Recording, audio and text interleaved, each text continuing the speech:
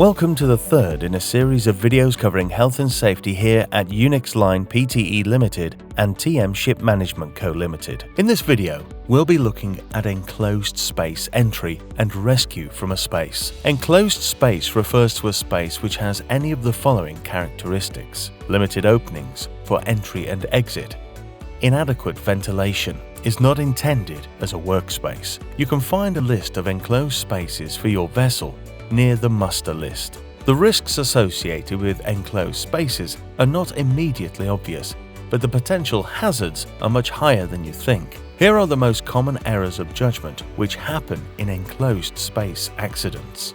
1. A failure to recognize the hazards involved. 2. A tendency to trust the physical senses. 3. Underestimating the danger. 4. Complacency. 5. A lack of preparation. Over 50% of people who died in enclosed spaces did so in the course of attempting to rescue others.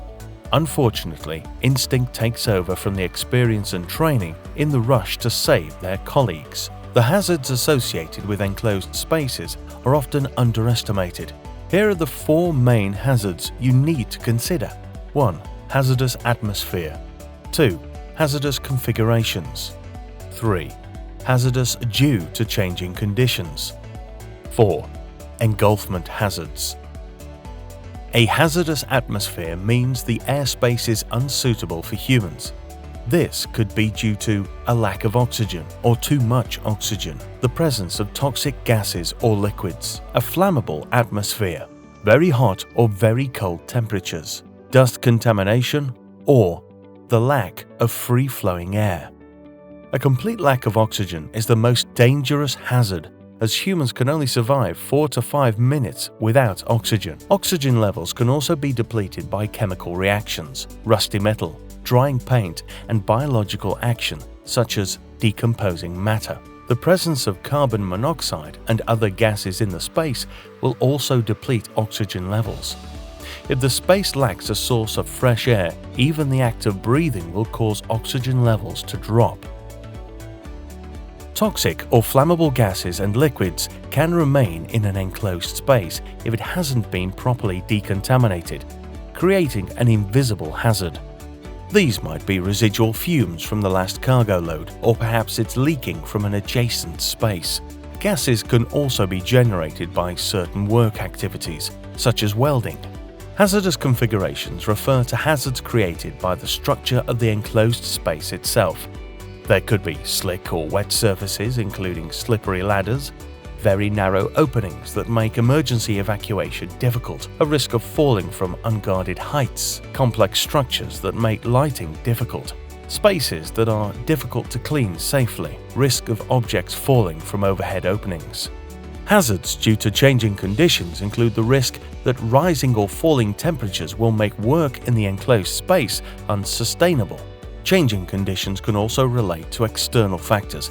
For example, a change in the work roster could lead to crew not knowing that high-risk work is being carried out in the enclosed space. Engulfment hazards include the risk of a person drowning, suffocating, or getting trapped by falling material in the enclosed space. Before anyone enters a tank, it is critical that pipelines are secured to prevent any fluids such as cargo, fuel oil, or ballast water being inadvertently pumped into the tank while people are inside. Lockout/tagout procedures must be followed in order to prevent the accidental opening of valves or powering of electrical equipment. Now that we've identified the major hazards when dealing with enclosed spaces, let's look at the procedure for safely entering and leaving these spaces. During entry, you need to ensure the space has good work lighting. You're wearing the right PPE. You continue to ventilate the space. You test the atmosphere at 30-minute intervals. Regular communication is maintained. Make sure you stay alert and leave the space immediately when requested or if you feel ill. When leaving the space, ensure all equipment and personnel are removed from the space. Close access to the space to prevent unauthorized entry. Close the entry permit. Reinstate any systems as appropriate. In the end, being safe in an enclosed space comes down to personal responsibility. If you're entering an enclosed space, it is your responsibility to not enter alone. Don't enter without a valid tank or enclosed space entry permit.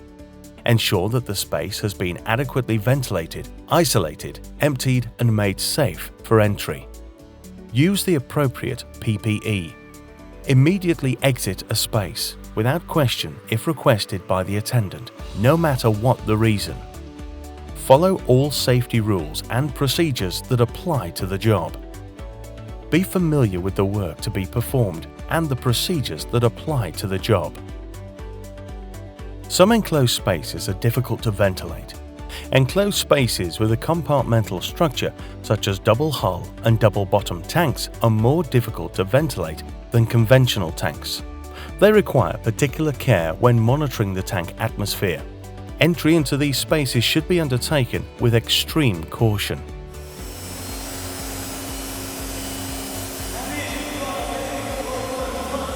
Noise in an enclosed space can be amplified by the design and acoustic properties of the space. Excessive noise can affect communication, which means a verbal warning may go unheard or misinterpreted. Workers in enclosed spaces should always be mindful of the possibility of falling objects, particularly in spaces with a topside opening or when work is being carried out above them. Slips and falls can occur on a wet surface, causing injury or even death. Corroded and unstable platforms and ladders are at risk. This is especially important during the cleaning and squeezing of vegetable oil tanks, which can be hot, wet, and uncomfortable. Before you enter to start work in an enclosed space, you need the right equipment. Ensure you have adequate signs and barriers against all openings to prevent accidental or unauthorized entry. Natural ventilation may be sufficient to ventilate a space. However, it may be necessary to ventilate the space mechanically to ensure good airflow. Regular atmosphere testing should be carried out at different levels within the space, as some gases rise while others will sink to the bottom of the space and could build up without proper testing. Your PPE kit should include boiler suits, safety helmets, boots or other safety footwear, goggles or other eye protection, gloves that are suitable for the work, a harness to use in an emergency recovery, dust masks or other respiratory protection. Welding and other types of work may require specialist equipment, such as aprons and full face masks. When handling toxic cargo, you will need a gas-tight suit. Use breathing apparatus or an EEBD set when you have doubts about the atmosphere in the space. Rescue equipment should be readily available at the entrance to a space. 2 sets of breathing apparatus should be brought to the entrance of the space and tested before anyone enters the space. The test should confirm that the apparatus is in working order with fully charged air cylinders. A stretcher is needed in case you need to lift a collapsed or injured person. Tanks usually have lighting hulls, so you need to make sure stretchers can go through them. Ships should consider the use of a rescue tripod or a similar system that can be erected over an access hatch. Rescue tripods are used for rigging a block, so casualties can be lifted to deck level. Having the proper PPE and rescue equipment is essential, but just as important as your rescue action plan, here are some basic safety precautions that everyone in the crew should be familiar with. 1. Do not rush in. 2. Do not try to act alone. Do not enter until help arrives. 3. Call for backup. 4. Standby team to assist. 5. Ventilate the atmosphere. It's important to follow correct procedures, stay alert, and be ready to get out quickly if there are any worrying signs.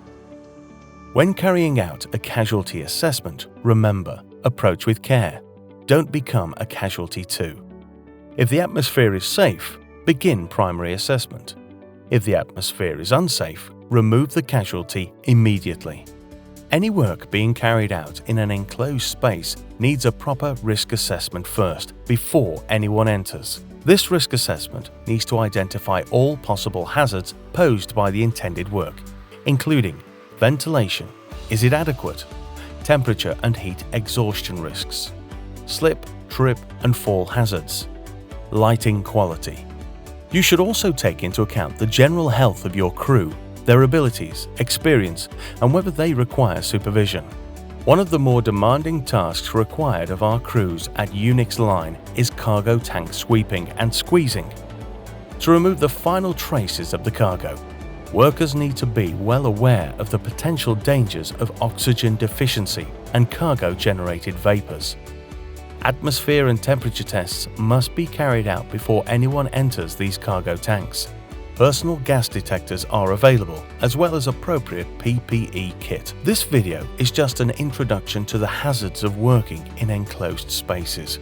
Make sure you are fully informed about the risks and have proper training before entering or working in any enclosed spaces.